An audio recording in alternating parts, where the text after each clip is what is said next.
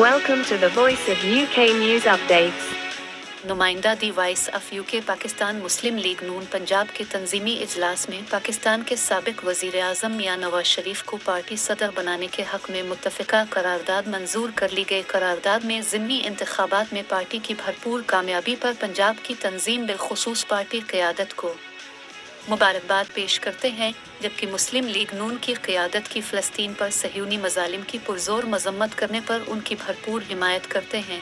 Party क़यादत फ़लस्तीन के मासूम बच्चों और औरतों पर होने वाले मज़ालिम ख़त्म करवाने और जंग बंदी के लिए मज़ीद काविशें करे। करारदाद के मुताबिक मुस्लिम लीग नून के ओहदेदारों और कारकुनों ने कायद मियां नवाज शरीफ की क़यादत पर मुकम्मल एतमाद का इजहार किया।